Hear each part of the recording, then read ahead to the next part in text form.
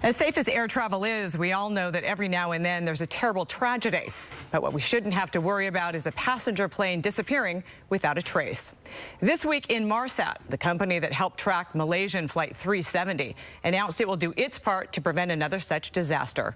Joining me to talk about that and all the changes under consideration are pilot Shem Malmquist, industry analyst Mike McCarran, and aviation lawyer Jerry Stearns. Gentlemen, thank you so much for being here.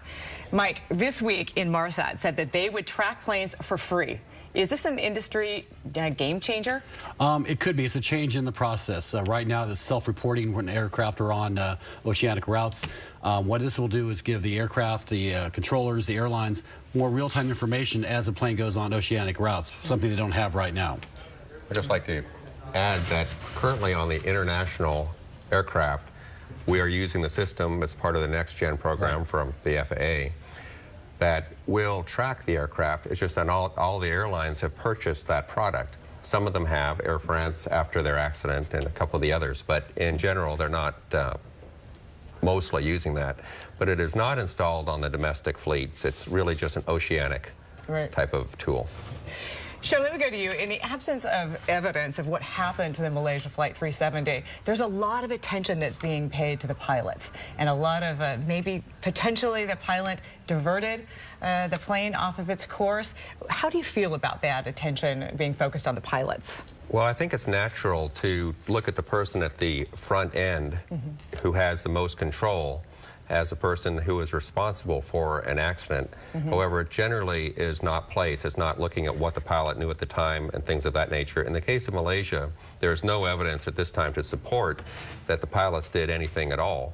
It looks like we just lost them. And one of the other factors with Malaysia is it appears that they lost all electrical power. So even if they had had a tracking device, it would not have been powered. So we see some odd things. The aircraft went up, it appears, to a very high altitude, and other things that would indicate incapacitation or something. We really don't have any way of knowing. It's important in any type of investigation on an accident, they look at a chain of events and what caused all these little things to line up to cause an accident. And so I think that's why they start into the pilots. They're the last ones in control of the aircraft.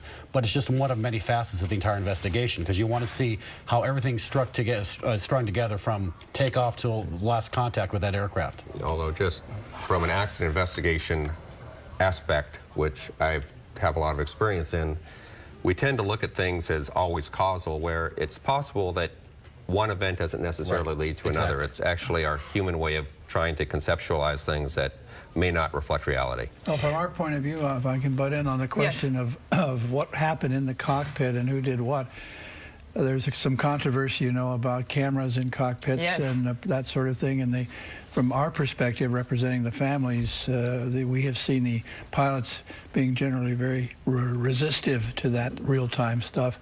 On the other hand, we would kind of like to know what's going on up there rather than getting a redacted transcript of what somebody thinks we should see.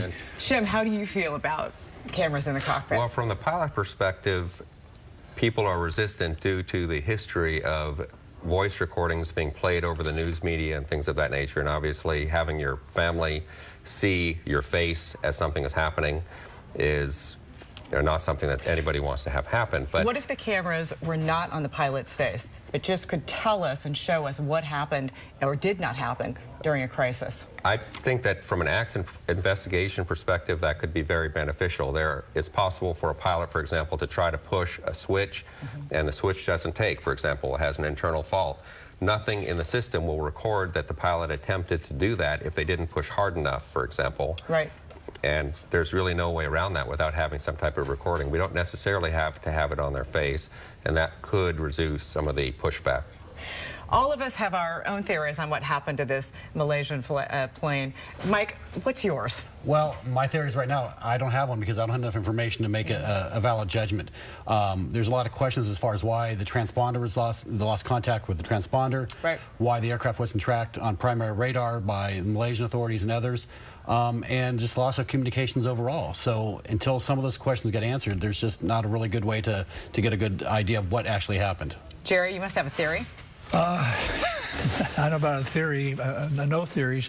I think one thing I would rule out probably is pure terrorism, because terrorists steal airplanes to make statements.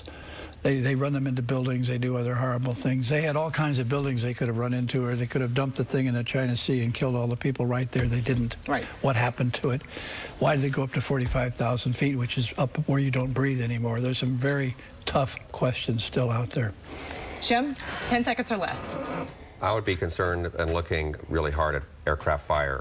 I think it's one of the most scary things out there. And if you have a fire, it could cause loss of electrical equipment and all sorts of other secondary problems. Gentlemen, thank you very much. And, you know, we'll be following this story for years to come, probably. Maybe. Thanks so much. Thank you.